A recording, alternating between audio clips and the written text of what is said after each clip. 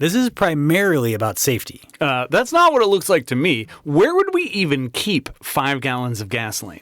I hadn't really thought about that, but we have to be ready. You never know when the grid's going to go down. The grid? Look, if it really comes to that, we can figure out other ways to rent videos besides buying an electric generator. Yeah, Bob, but what about the popcorn machine?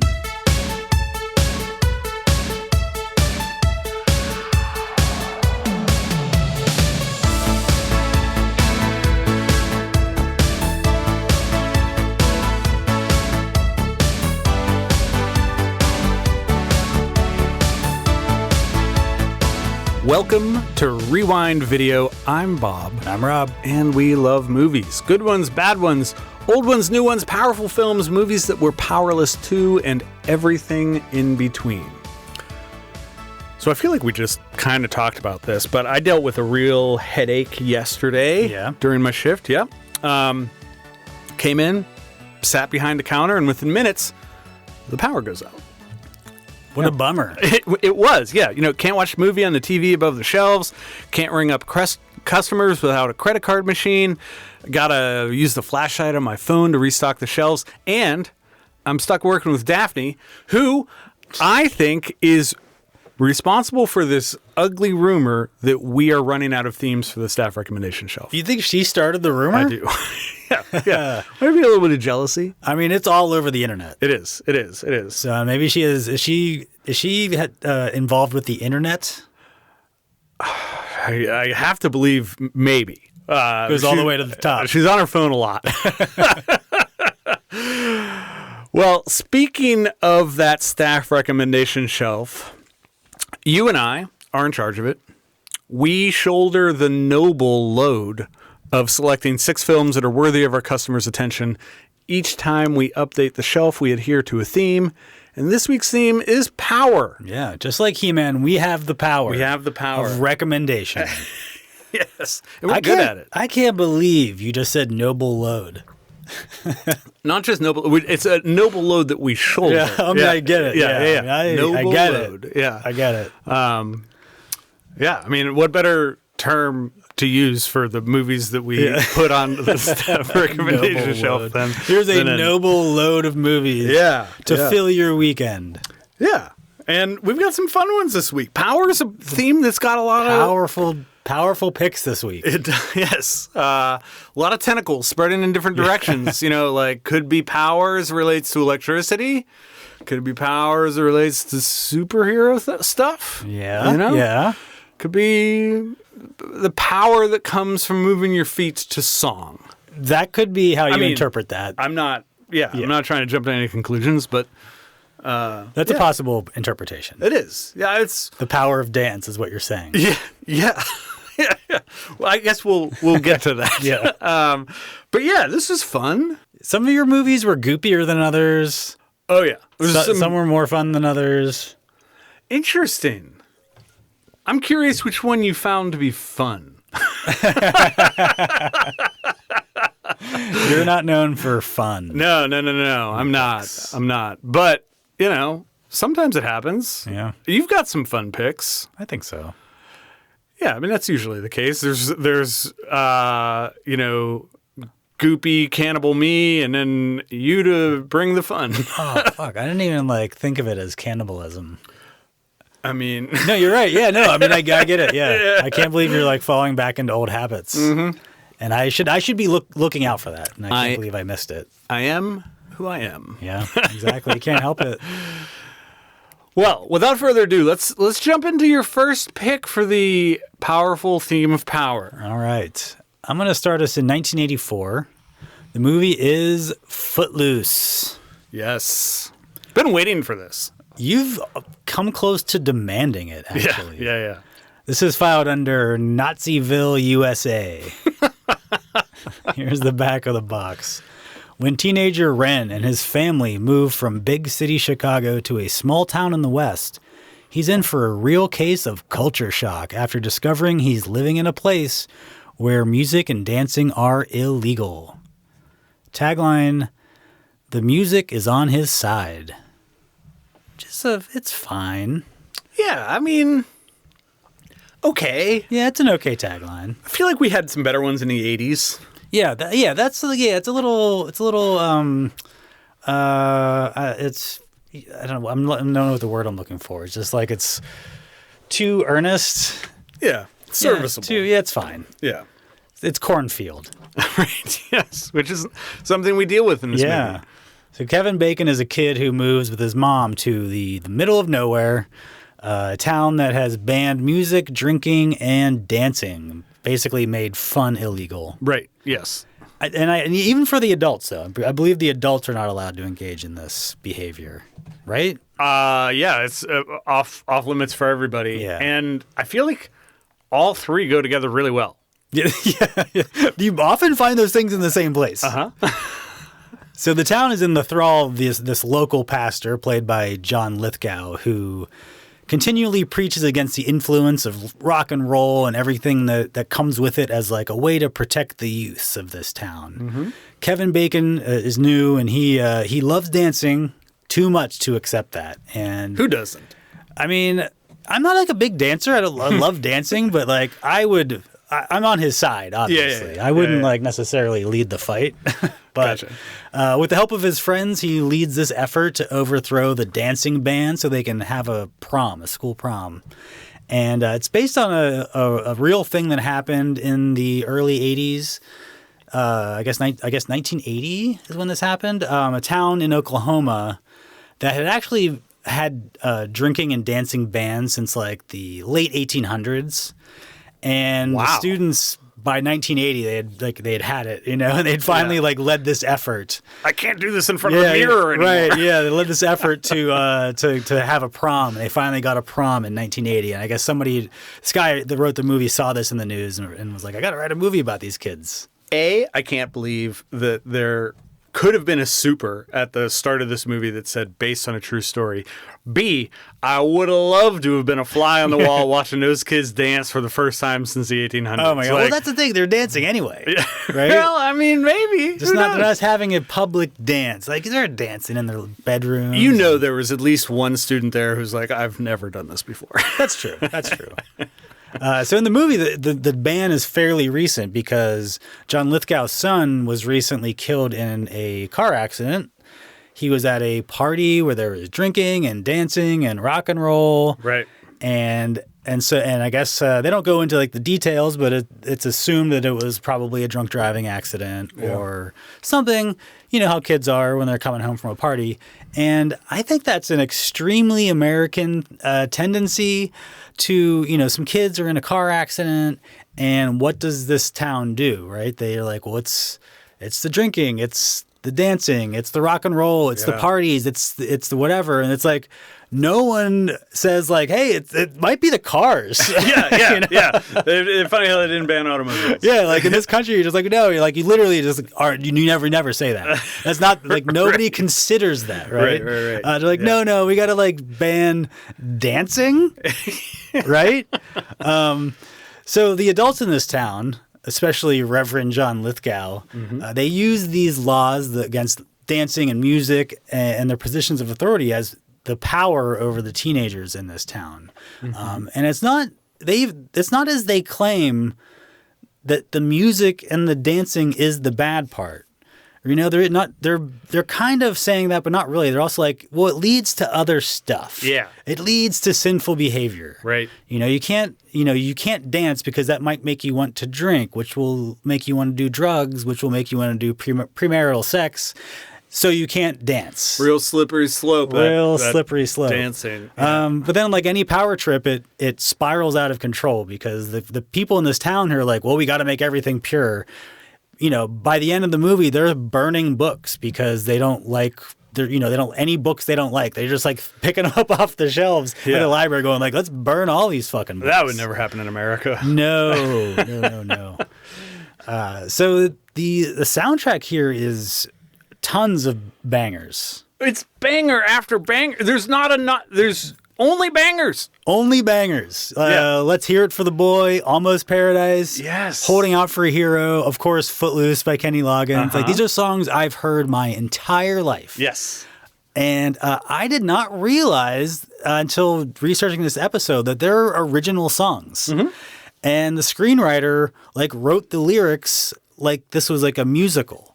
You know, I just thought these were like pop songs. Who knew? And the screenwriter's like, no, I wrote these songs. I had no fucking idea. Yeah. There were 2 number ones. There were 6 top 10 songs, 2 nominations for Best Original Song at the Oscars. I mean, release these songs today. They're still hits. Yeah. These are timeless tracks. Yeah. And obviously the dancing is fantastic. Dancing in a country western bar, dancing at a burger joint, Dancing in a barn. at a warehouse factory. Yeah, whatever it is. Yeah. Kevin Bacon gets so upset. Like he gets so upset over something that happens in this movie that he's just like, oh, I gotta go dance. I gotta go like dance it off. I gotta dance it off. And then he's like, well, that was pretty good, but like I gotta throw in some gymnastics. So then he starts doing gymnastics. In a factory. Right. But I like how this story isn't about how awesome Kevin Bacon is at dancing. Right. It's not like he's trying to become a professional dancer. No. He's not like trying to like be the best dancer in this town, like and meeting resistance. Like, no, he just like, he likes it and he wants to be able to do it. Right. And the other kids all in the town are like, yeah, we like it too. Like we that's enough. Like we kind of just want to do it too. Even though he is awesome at it. But like, it's not about that. It's about like, he just wants to be able to do it. Yeah. And why deny a man that? Why deny a young man that? So Footloose is rated 3.4 overall on Letterboxd. 1,800 people have it in their 4 favorites. And 21% agree with my 4-star rating, including Megan, who says, these white people sure go dummy hard on the dance floor. I agree. They do. Now, I have to believe that this is going to become a 5-star movie for you. I know that you don't give out 5 stars on a first viewing, and this is your first viewing. It is, yeah. But boy, hard to believe. What an amazing dance movie, right? It's great. And just a great film. It's not as good as Breakin' 2 Electric Boogaloo. I'll say that right now. I don't know that I like it as much as Flashdance. Oh, interesting. But, you know, I haven't really done a direct comparison. So I think it's better than Breakin' 2 Electric Boogaloo. I think it blows Flashdance out of the water. I think Dirty Dancing wishes it was as good as this movie. This is the quintessential dance movie, in my opinion. You know, I think you're wrong, but I have to respect your opinion on this. Yeah, like, I mean, because it means so much to you. It does. And that's what it's about. Yeah, I grew up with this movie, and my brother and I would put the soundtrack to this on the stereo at home, and we would dance clean up our toys when we were really young, and it was a blast. Yeah. I mean, it's got the best soundtrack, probably. Maybe Dirty Dancing, I don't know. But like, it's not my favorite of these movies, but that doesn't mean it's not. I mean, it's an easily 4-star movie. You know, I don't know that it will be 5 one day. There's a chance. But it's not my favorite of the lot. I'm going to circle back in 35 years when you've had as much time with this as I have now, and we'll see where you land. I mean, the podcast will almost definitely still be happening. Well, we won't have run out of themes. No, we will not have run out of themes nor ideas. So yeah, I'm putting Footloose on the staff shelf this week for the topic of power. No surprise, it's a 5-star movie for me. I'm so glad you picked it. It's a great fit for the theme. It really is. All right, my first pick is from 2015, but we're going to go back to the 80s with me. What does that mean? Oh, you mean like eventually? Yeah. Okay. Yeah. Eventually tonight. I thought you meant with this movie. I thought you were trying to say it took place in the 80s. I'm pretty sure it does not. It definitely doesn't. My first pick is Blackhat from the I was expecting more hats section of the store. I misunderstood. Yeah. Yeah. Here's the back of the box. Not about hats. Nicholas Hathaway, a furloughed convict, and his American and Chinese partners hunt a high-level cybercrime network from Chicago to Los Angeles to Hong Kong to Jakarta. As Hathaway closes in, the stakes become personal as he discovers that the attack on a Chinese nuclear power plant was just the beginning. Tagline, we're no longer in control. Meh. Yeah. Yeah. It's a tagline. It is. And yeah, furloughed convict. Is that a term that you are familiar with? No, they do say that in the movie. They do. But then they make it clear that he's not furloughed. It's a different kind of deal. Like, that was the original deal they gave him. Like, they were going to furlough, which means, like, you get to leave for a short amount of time. Right. Take a little sabbatical. I guess because, like, when you get furloughed from a job, you're still getting paid, right? I think so. So I think the idea is if you're furloughed from a prison sentence, like, you get to leave, but it still counts as you serving the sentence, I guess. I mean, I'm just guessing here. But no, I've never heard that before this movie, I don't think. It seems like an unnecessary descriptor. I mean, this could just read Nicholas Hathaway, a convict. Yeah, right. I mean, yeah, anyway. So this is directed by Michael Mann, and I'll admit, I chose this in part because we had just talked about Miami Vice. I'm a big Michael Mann fan and Miami Vice fan in general. I feel like this is trying to do a lot of what Miami Vice did, not as successfully, but I still love Michael Mann, and this is this is a globe-trotting cyber thriller where, you know, at least at first, we get Chris Hemsworth here. He is our furloughed convict, and he's in prison for some hacking crimes, and he's kind of pulled back into this world by the FBI, who want to figure out who is behind this malware attack on. Yeah, he has like history with the person who designed it or something. Yeah. So, you know, there's some history there, some background, and yeah, we're seeing Michael Mann kind of shift from his street crime era to more of his digital era. This is, you know, these are like financial and technological and geopolitical systems at work rather than like... We're inside the computer for some of this movie. Rob. I mean, anyone who listened to our movie about animals or our episodes about animals know that I love a good point of view shot. And POV electricity. To get a point of view of electricity or computer currents. Viruses. Yeah, like, just like, I mean, rock hard. Yeah. But yeah, Michael Mann, obviously this fits the theme by being real. We kick things off with a power plant being shut down. But this is also kind of about some less tangible power that comes with being able to manipulate the world through cybercrime. Yeah. And you know, they do a good job of showing if you're really good at it and you know the right kind of crimes to commit, you can do some real damage to the world as we know it. So there's some real power. We're learning a lot of that now, unfortunately. But yeah, I mean, markets can be manipulated. Yeah. Through I mean, they're all fake, right? They're all based on some kind of like vibes. Yeah, vibes, total vibes. Right, and like at some point, like they have to touch reality, I guess. But like, yeah, they can be manipulated pretty easily with some, you know, pretty like bad actions. Yes, indeed. So, a little bit about this before we get into why I chose it. So the theatrical release of this movie, widely considered to be pretty uneven.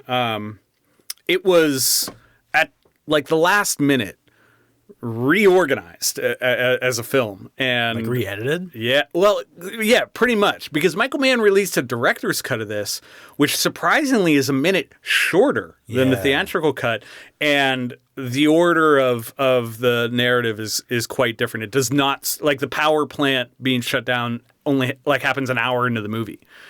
Not shut down, but like destroyed.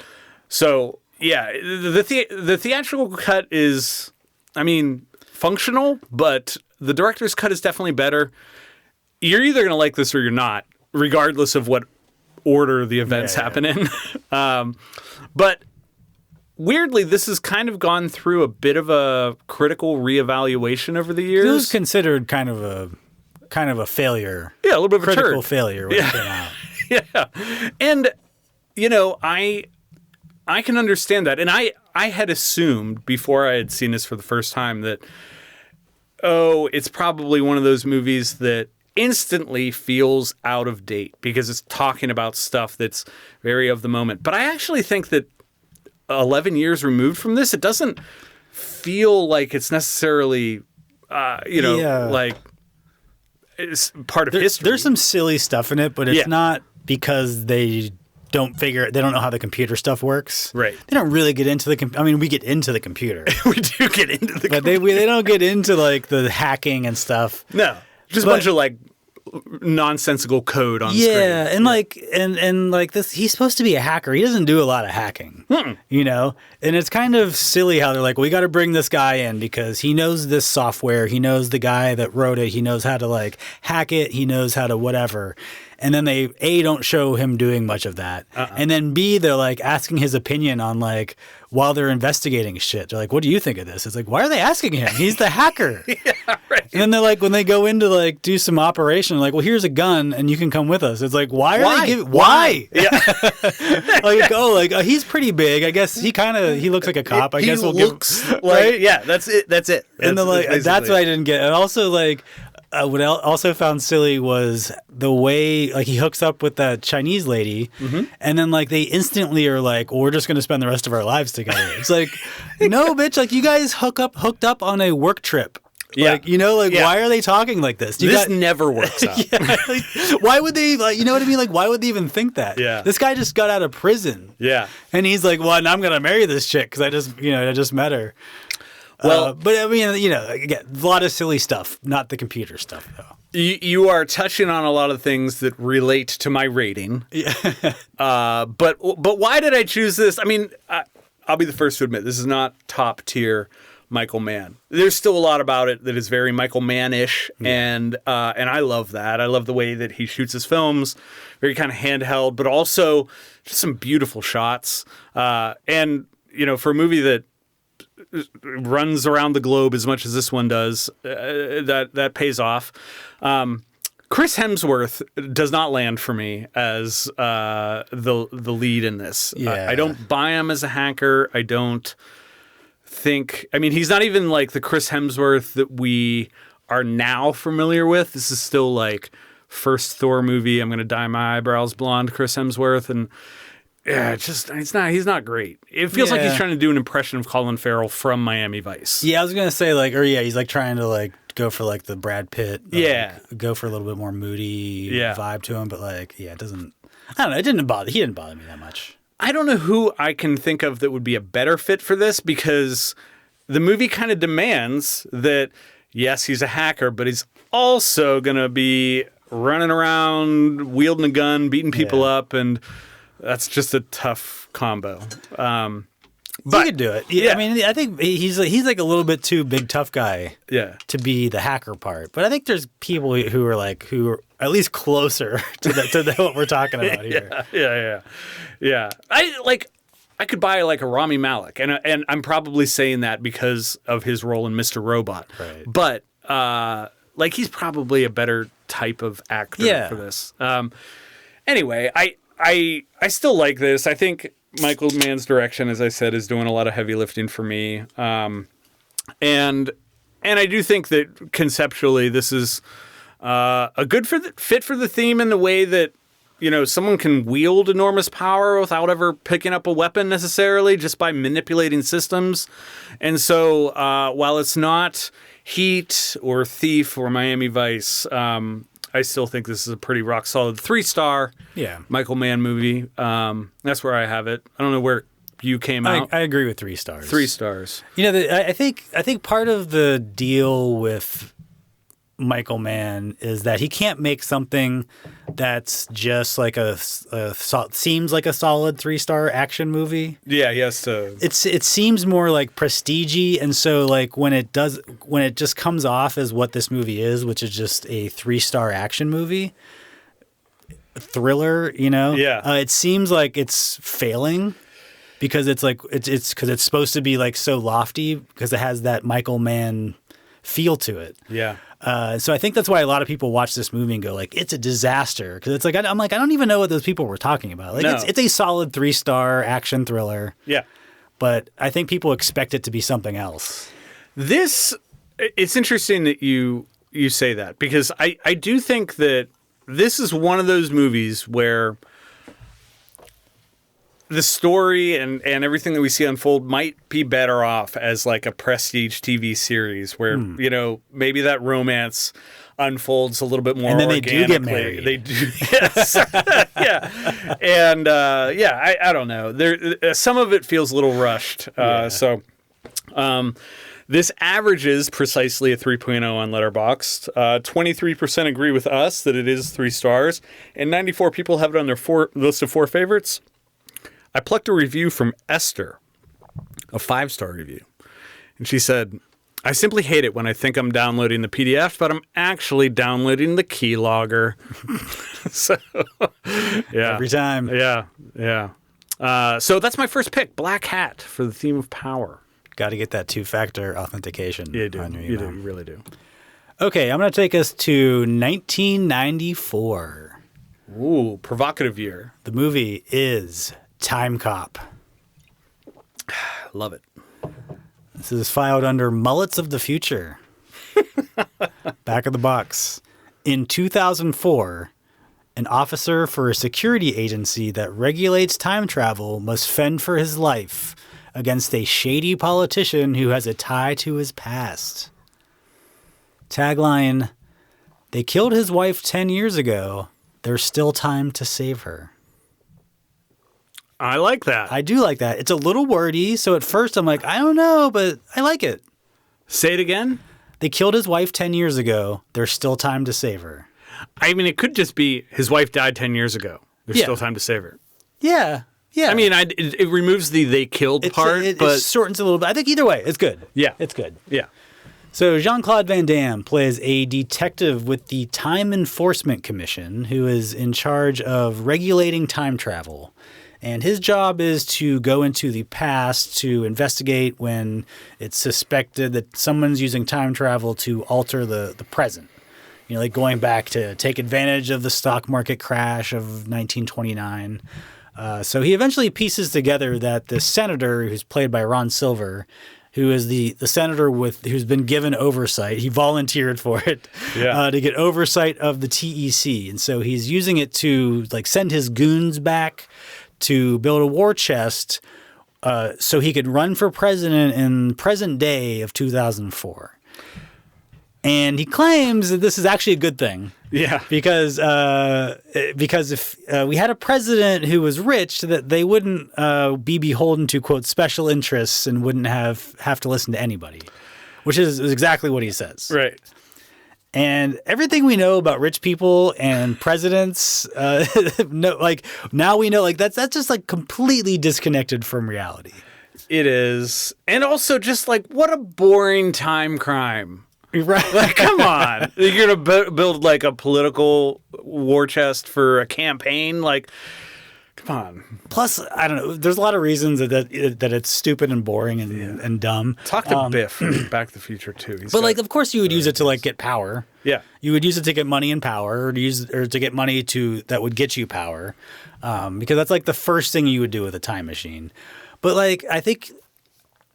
Because not only is it boring, but think about how complicated this is. Mm-hmm. Because like the amount of work that goes into like the research and logistics of like even just to pull off that gold heist at the beginning. Yeah. Right? Like to know when this gold is being transported and and plus the financial maneuvers it would take to turn that gold into wealth in the 21st century, or like, I mean, you would have to span generations and all these complicated maneuvers. Like, why don't you just put all that effort into like I don't know, like regular investing. Yeah. Like, I don't know. I guess. Yeah, bet on the Super Bowl. Right. Yeah, like, I mean, how hard could this be? I mean, it just doesn't make any sense to like go through all this trouble. Or just like go back to 1994 and be like, invest it all in Apple because in the next 10 years are going to be really good for you. Right. Like one move. Like, Yeah.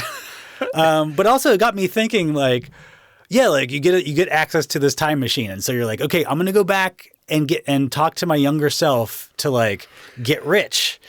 And I was like, well, what would I do? Like if I could go back to the 90s, like how would I do that? Because like I've never like when did I have money to invest in anything? Like, you know, like I could be like, hey Rob, invest it all in Amazon. And I'd be like, invest what? Yeah. What are you talking about? Like how could like, you could give me $5,000 right now and then like that's not a lot to invest. No. You know, like I maybe could have talked to some relatives and scrounged up $5,000 and it would be worth a lot more than $5,000, but like how much more? Like how can I make myself rich? It wouldn't even be possible. So then I just got depressed about the whole like thought experiment. I didn't know what to do. Well, we talked a couple weeks ago about how it seemed like Jean-Claude Van Damme got all the leftover action movies from this era. Yeah, the stuff that like Arnold and Sly and Bruce and probably even like Seagal and Eddie Murphy. You know, like a lot of like people are like turning down movies and like he got those, and this definitely feels like one of those. It does. But I think that might be why his movies kind of like hit better now, or they've held up better than some of those other ones because like they're not reliant on the concept, or they're reliant on the concept and the genre, but they're not reliant on like the production value, right? And like the star power, the audience buy-in, be like Arnold's next movie, you know? It's more just like no, it's a fucking Timecop. It's the clock police, and you're gonna see some like high kicks and karate and stuff, right? And like, okay, cool, I'll watch it. And so I think like those sorts of just like straight genre exercises somehow have like held up better than like, I don't know, like Eraser or something. Exactly. You know? I can't argue with you because, I think Eraser, End of Days, these are great parallels to the type of movies that Van Damme starred in. And we're still watching Universal Soldier and Timecop, but not Eraser. Not Eraser. Sixth Day, not End of Days. Sixth Day. Yeah. But I don't think with this one they quite maxed out the premise as much as they could have. You know, we don't really understand what his job is beyond like going back in time and getting the bad guys, you know? Right. And then the end or the part of the movie where he comes back to the present and he's like, hey boss, like shit's fucked up. Like I think someone's using time to like manipulate the present, and his boss is like, what are you talking about? It's like, isn't that your fucking job? Like, shouldn't that be part of the part of the protocol? Every time someone comes back, if they're like, "Hey, my investigation is showing like someone messed with time," like, shouldn't that be like the whole fucking job? But his boss is like, "I don't know what you're talking. Why are you telling me?" But I don't know. There's enough cool stuff in here to recommend it. There is. Ron Silver is very Ron Silvery, very slime ball. And he's been on the shelf before for Heat Vision and Jack. That's right. Yeah. Ron Silver's great as a villain. He is. He really is. And, there's decent action interspersed with time travel and bad haircuts that come along with it. So Timecop, it is rated 2.9 overall on Letterboxd. 35 people have it in their 4 favorites, and 33% agree with my 3-star rating, including Early, who wrote in their review, Timecop is cool because it's such a rare thing to watch a movie that's both 100% scientifically accurate and 100% historically accurate. So I'm putting Timecop on the staff recommendation shelf this week for the topic of power. Yeah, 3 stars feels right. It's no Universal Soldier, but it's still... I toyed with. It felt like it was leaning towards 4. I'm like, it's one of those movies that I've gone back to a bunch. But yeah, there's something missing from I think the third act where it just like it feels like it falls a little bit flat every time. So I agree. It's not quite at 4 for me. Yeah, I'm with you. But nevertheless, always fun to see Jean-Claude doing some stuff. Friend of the shelf. Yeah, friend of the shelf. All right. My second movie, I'm taking us to the year 2000 to the jacking off to the Japanese comics section of the store. And my second pick is Unbreakable.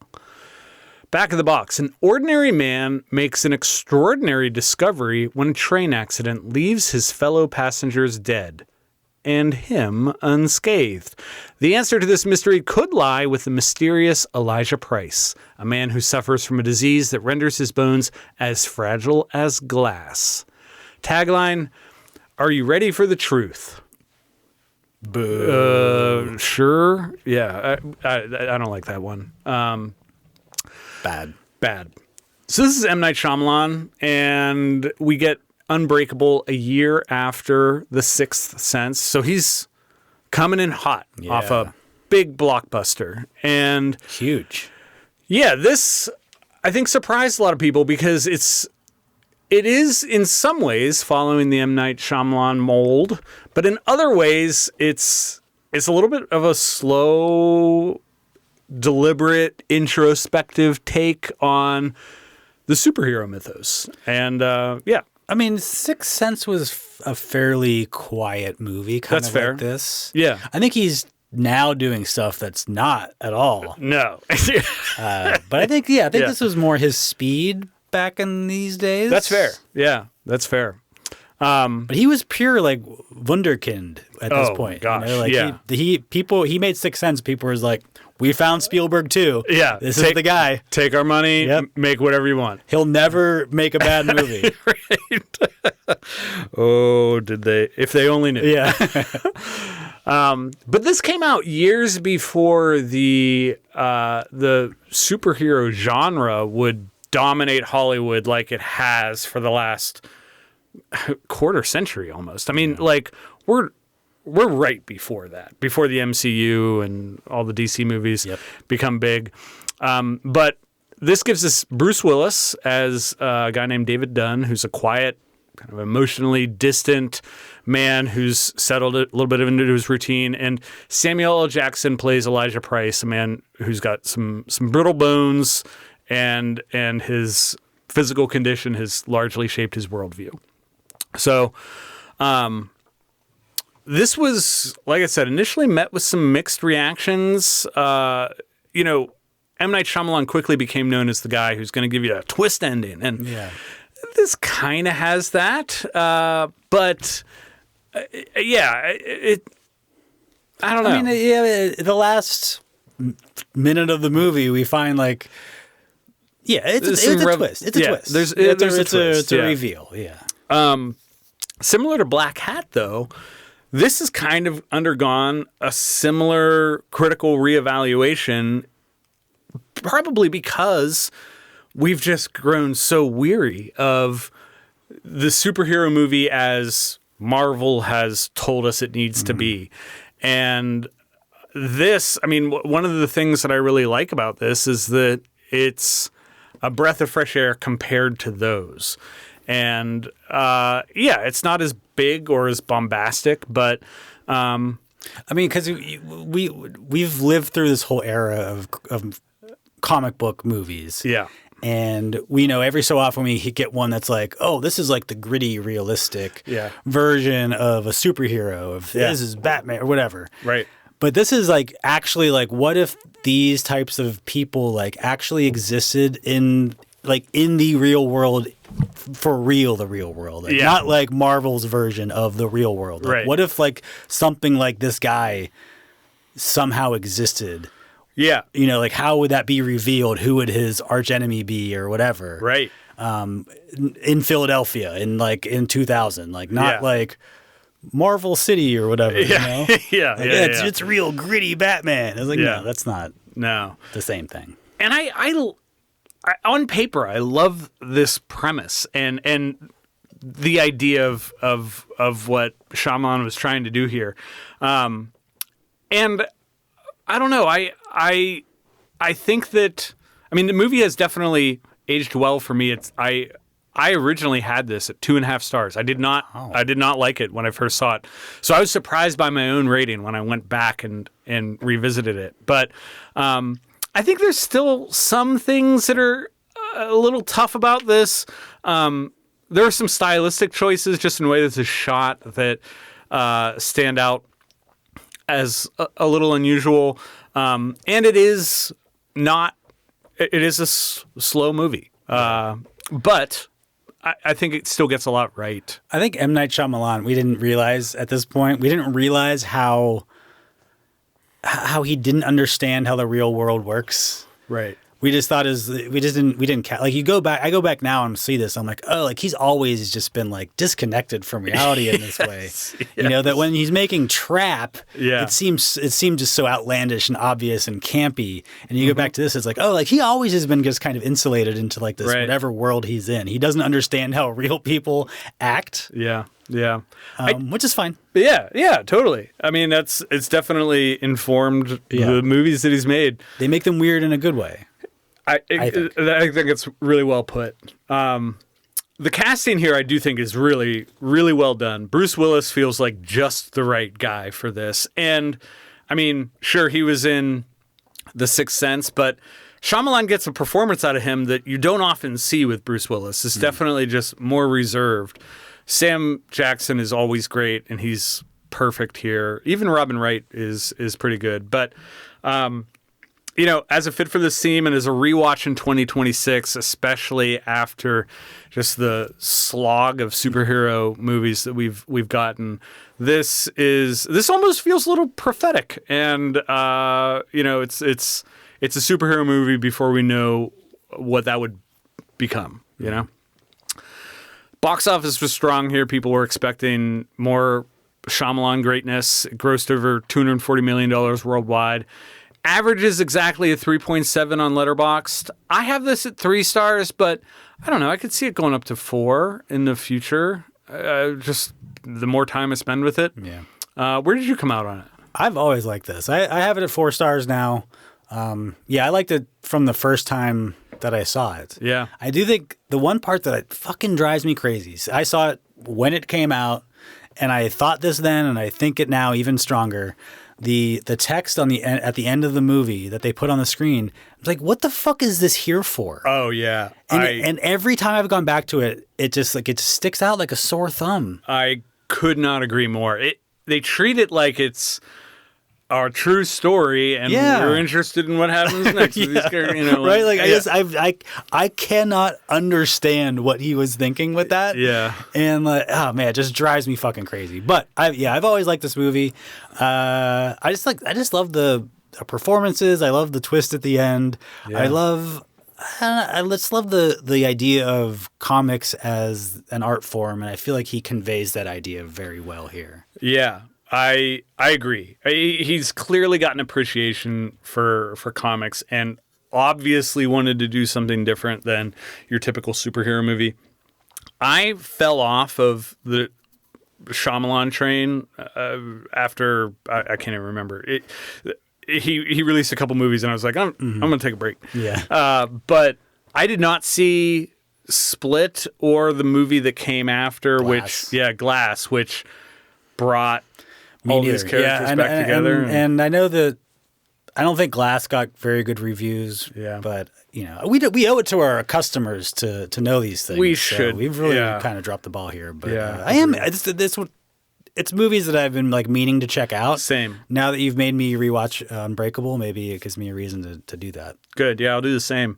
I plucked a review from Liam F., who said, if Bruce Willis is unbreakable in this film, would it mean that if he were to die, he would in fact die hard? I mean, not exactly what Unbreakable. Asking the real question. So that's my second pick, Unbreakable, for the theme of power. That's quite a thought. Okay, I'm taking us to 2015. The movie is Furious 7. Of course, this is in the family section of the store. Of course. Here's the back of the box. Deckard Shaw seeks revenge against Dominic Toretto and his family for his comatose brother. What? Wait, that's the end? That's the whole back of the box? Give it to me again. Deckard Shaw, not the main character. No. Deckard Shaw seeks revenge against Dominic Toretto and his family for his comatose brother. One Long sentence, but just one sentence. Yeah, but also like that's not what No, this that's not- movie is not about Deckard Shaw getting revenge. That's part of it, right? Yeah, but I like if I'm trying to imagine what the back of the box is supposed to do, and we're in the 7th entry of a franchise, I'd be like, do you still love cars? How about family? Yeah. Guess what? I'd be like, Dominic Toretto and his buddies are being chased by Deckard Shaw and some other douche. You know, whatever. Yeah. Like, that's not about Deckard Shaw. No. This is about cars.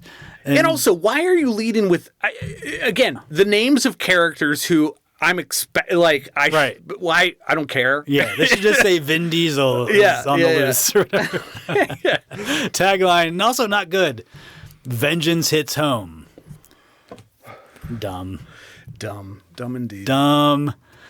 This is the 7th Fast and Furious movie, obviously, starring Vin Diesel, The Rock, Michelle Rodriguez, Tyrese Gibson, Ludacris, Jason Statham.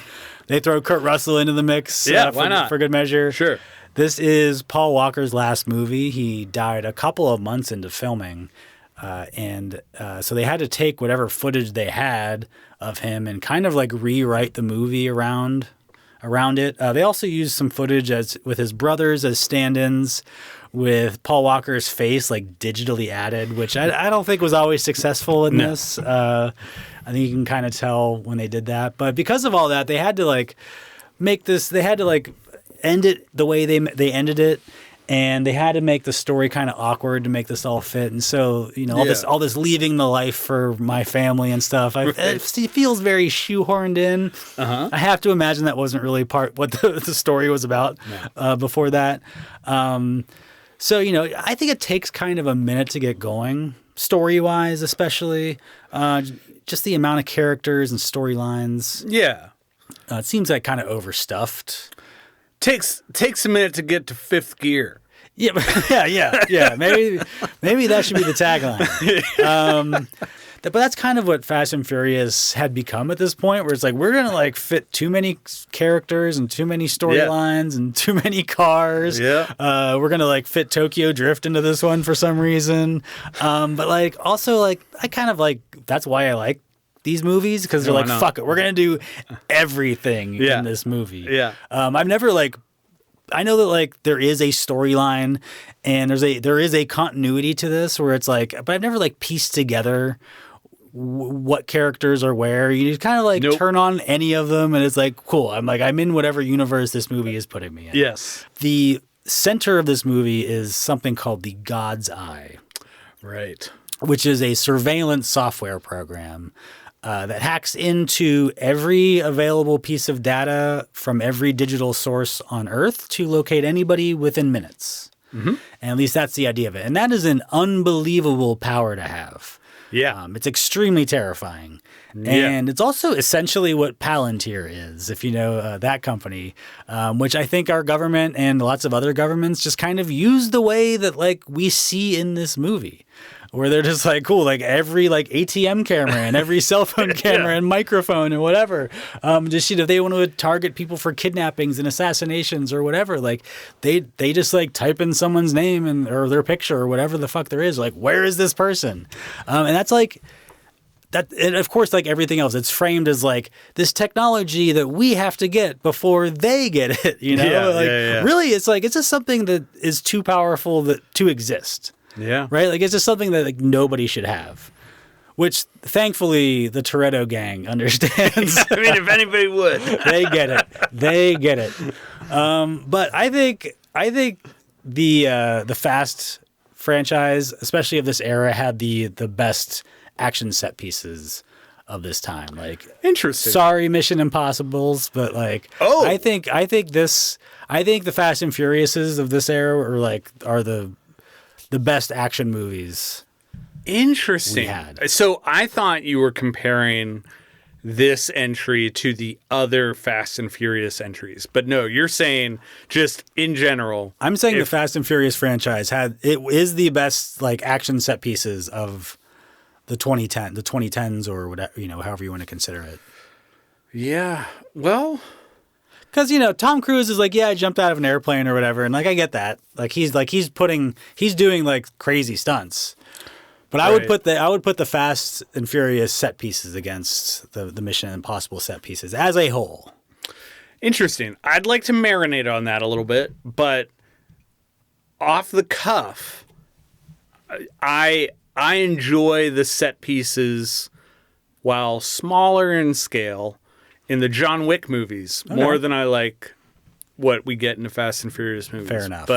But I see what you're saying, and hard to argue. The sequence in this movie that they parachute into like Kazakhstan or whatever the fuck it is, from their cars onto a road and directly into like a Mad Max chase. And that scene lasts for at least 20 minutes. Yeah. I think a 20-minute car chase, and it ends with Vin Diesel and Natalie Emanuel driving off a cliff in a car with no airbags, and they're fine. They just like get out and they're like, we're fine. Yeah. I mean, come on. We were wearing seatbelts at least. But like, I think that's a crazy good set piece. They drive the world's most expensive car from like skyscraper to skyscraper to skyscraper. Yes, they do. Vin Diesel drives his car into a helicopter and then drops off a bag of grenades and then lands on the ground and is mostly fine. So yeah, this movie is it's big, it's stupid, it's maximalist, but all this is exactly what I want the Fast and Furious movies to be. And so I think this really, really delivers on the Fast family. Furious 7, it's rated 3.3 overall on Letterboxd. 2,700 people have it in their 4 favorites, and 20% agree with my 4-star rating. I have this at, I think, my 4th favorite Fast and Furious movie, if I remember my rankings correctly. Interesting. The user Allie agrees with my 4-star rating, and they say, every time I try to parallel park my Nissan Leaf, I imagine Dominic Toretto standing on the sidewalk, arms crossed, shaking his head. He doesn't say anything. He just knows. He sees the reverse camera and the soft electric hum and the bumper gently kissing the curb, and he knows, I am weak. And that shows a real lack of power on Allie's part. Yeah. I'm putting Furious 7 on the staff recommendation shelf this week for power. So I got a couple things to say. First, I feel like you could put any of the Fast and Furious movies on the shelf because what is more potent than the power of family? And so there's that. The power of cars. Yeah, power of cars. Horsepower. Sure, right.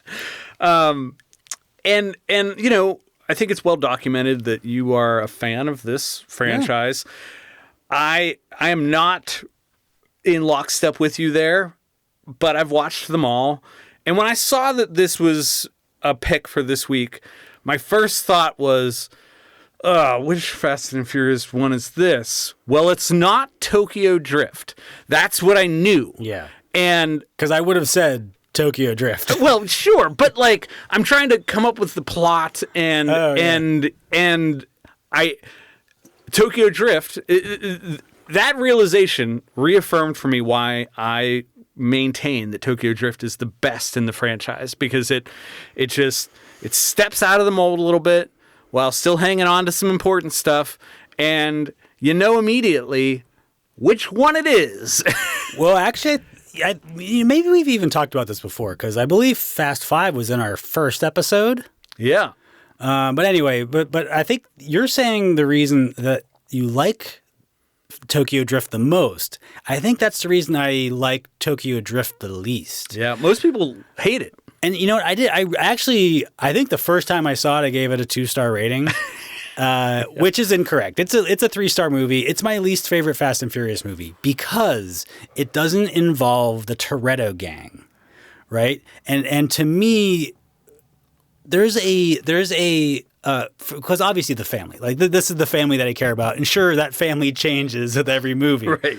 But Tokyo Drift is just like, what if we put the Fast and Furious name on to something about cars, right? Like it's about something entirely different. To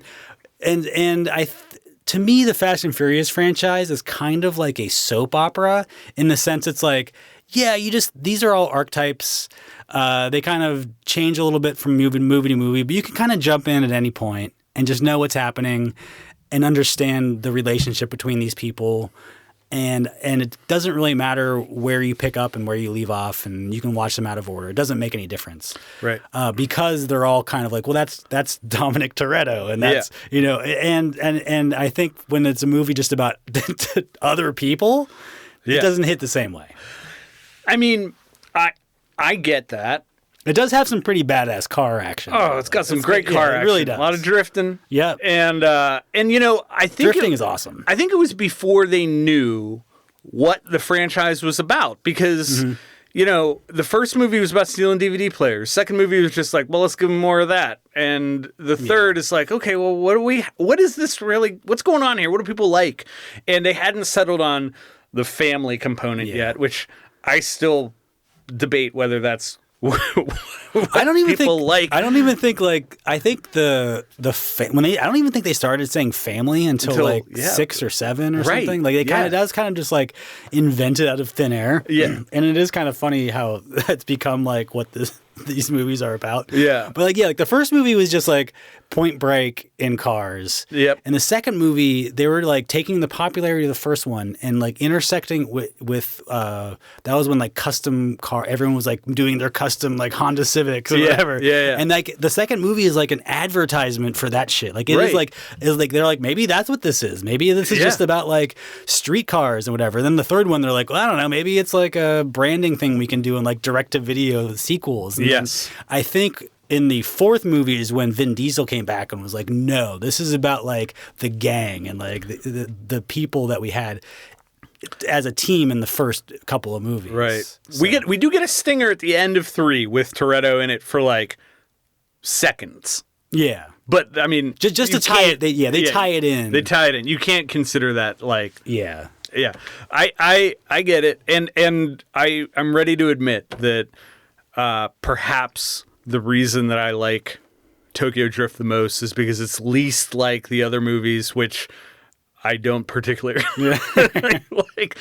Anyway, still a great pick for this. Of the Fast and the Furious movies, this one nails power, and so solid entry. So much power. Okay, well, as promised, I'm going back to the 80s, 1986. And I plucked this from a section of the store that is full of films. Really? Yeah, it's the What to Do with an Endless Supply of Baboons section of the store. And my final pick for power is The Fly. Here is the back of the box. When Seth Brundle makes a huge scientific and technological breakthrough in teleportation, he decides to test it on himself. Unbeknownst to him, a common housefly manages to get inside the device, and the two become one. Tagline, this one's a classic. Be afraid, be very afraid. Now, I know you're not fans of... I know you're not a fan of taglines that are just barring a line of dialogue, but that has become such a line of dialogue.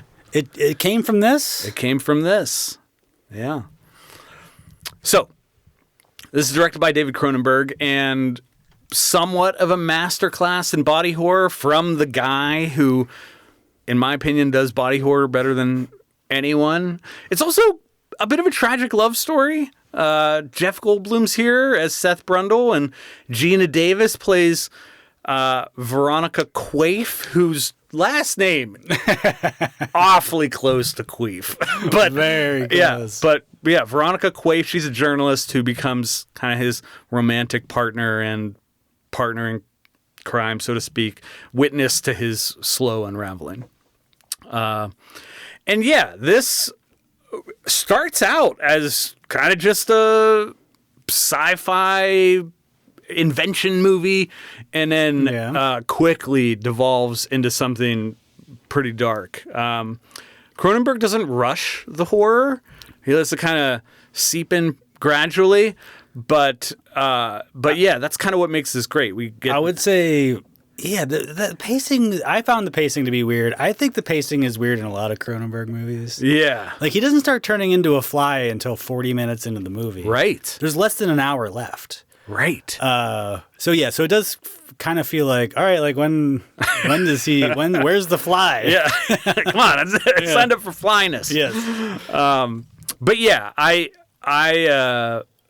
like that this movie abruptly changes gears, even though it takes a minute to get there, because it to me this isn't just like a monster movie. It's a deeply human one, and that makes it work for me better than most typical monster movies. But how does it fit the theme? This is kind of power as transformation and ultimately corruption. Brundle, when he starts to become this fly, initially interprets it as a gift, so to speak. And, he's stronger, he's faster, he's more confident. Yeah. And he calls himself Brundlefly, like it's an upgrade. It really hit me as like a manosphere type character. Yeah. Where it's like, no, we have to purify the masculinity, and like I figured it out, and here's my 10-step program, and totally you need to do it too, and if you don't do it, you're missing out. Like I don't have to sleep. This is great. Like I was like, oh god, yeah, I've seen this online. And obviously that goes wrong pretty quickly, but yeah, I think this reframes power as something intoxicating at first. Something that makes you feel superior and invincible and evolved, but then that at the same time that power is unstable and uncontrollable. It erodes this guy's identity. So this is a remake of a 1958 classic, but Cronenberg reimagined it as very much more of a body horror and psychological decay movie than the original, for sure. And makeup and the effects won the Academy Award for Best Makeup and still, I think, look great in spite of being 40 years removed from when the movie was made. Still pretty disgusting. Yeah, gross. Real gross. Super gross. I knew this movie was going to be gross. Had you not seen it? Never seen it before. Oh, yeah. Wow. But it was fucking gross. Oh, super gross. Yeah, there's some gross stuff. Jeff Goldblum, I think, is great here, and I've become less a fan of him as he's become kind of a caricature of himself, but I think he was terrific and really poured himself into this role with Cronenberg. I think you need a guy like him in this part because he has such a distinctive.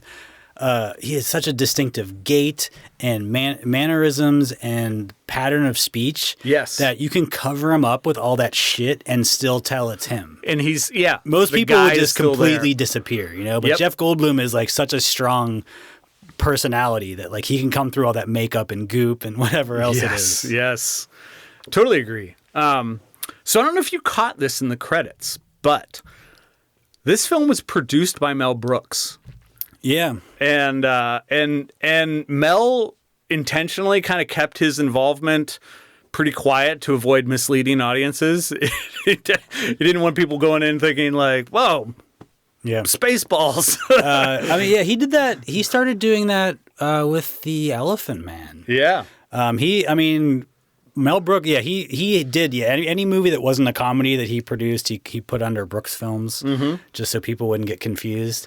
He's the reason we have David Lynch and David Cronenberg and some weird fucking filmmakers that you would definitely not associate with Mel Brooks. Exactly. Yeah. So I love that he was part of bringing this to life. And speaking of bringing things to life, I'm also a fan of the fact that this transformation into the Fly, even though it takes a minute to happen, was filmed in stages. Rather than give us, this sudden reveal, we slowly see this guy becoming something not human. But why did I choose this? I'm a big fan of David Cronenberg, even the David Cronenberg movies that people really don't want to watch. But this is a bona fide classic. And I think it's him doing exactly what he does best, which is goopy,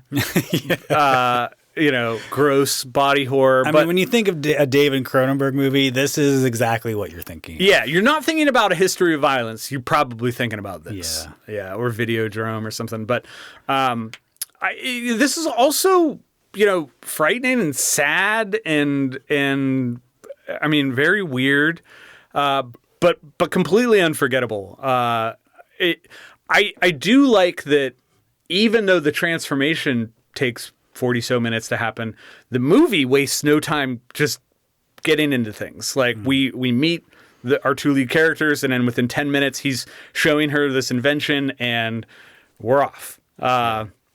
So like we already talked about, Jeff Goldblum is great. I'm usually not a big Gina Davis fan, but I think she's excellent here and kind of gives us an emotional center that feels it keeps it from being just an effects showcase.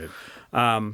And yeah, this still holds up for me. I saw this when I was way too young to see it, and I loved it then and still love it now. I sense that you were not as high on this as I am. I'm not. Mm-hmm. It's a 3-star movie for me. Yeah, I had there's pacing issues that kind of I didn't love. I think the thing that would have made me enjoy it more was I never got the sense that the movie could decide whose movie it was. Right. I was like, well, I wanted it to be either his movie or her movie, and it never really committed to either one. Right. And so I felt a little disconnected from that.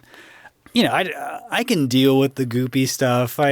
You were doing one goop earlier. I know, maybe. I mean, I don't necessarily like it. There's definitely some parts of this movie I was just like, I'm not looking at this. I'm literally going to look at the wall for a second. Yeah. It is exactly kind of what I thought it was going to be in a sense. And it gives you some of that like unpleasant, unsettling stuff out of nowhere. It's like, oop, his ear falls off, or oop, he just vomited while he's eating a donut. I wouldn't have minded some more like hard science, like maybe more science stuff or something. Yeah. Or more journalism stuff, one or the other. Yeah. And I feel like we kind of get touches of either one. That's maybe one of the reasons I wanted it to be somebody's movie. I wanted it to be about one of those things. I wonder if what you're touching on is the earnest attempt at making this a love story, which, in a traditional love story, it ought to be both of the people's movies. Yeah. And I don't disagree with you at all. I don't think I bought the love story. The love story. I felt like she was attached to him for reasons. They were attached for reasons, but I didn't feel like it was love. Right. I can't argue with you there. This is a 4-star movie for me. It averages exactly a 4.0 on Letterboxd. 37% agree with me, and 6,000 people have it among their 4 favorites. And I plucked a 4-star review from Mumbles, who said, Peter Parker had it easy. Which, by comparison. At least he had family. Yeah, right. So, Rob, powerful shelf we've put together. Sure is. 6 movies, all dealing with power in similar and also different ways. Powerful stuff. The movies we chose include Footloose, Blackhat, Timecop, Unbreakable, Furious 7, and The Fly. If you don't have time to stop into the store, you can visit us 24 hours a day at rewindvideopod.com. You can also find us on Letterboxd and Blue Sky, or send an email to rewindvideopod@gmail.com. And if you're a fan of the show, please rate, review, like, subscribe, and recommend it to all your friends who love movies. Yeah, point them in the right direction. Yeah, rewindvideopod.com. Right. So we're shifting gears for our next episode, and this upcoming theme is one that I honestly have a hard time talking about. Yeah. Something we could work on. Yeah. We'll be tackling the topic of communication. Yeah, finally. Right. Our therapist has recommended it. Yeah. It's time. 4 years in. Yep. We got to get to it at some point. Yep. As usual, we'll have 6 films to recommend, but if you're looking for something in the meantime, don't hesitate to hit us up for a movie to watch. Be kind, recommend. It's Satan.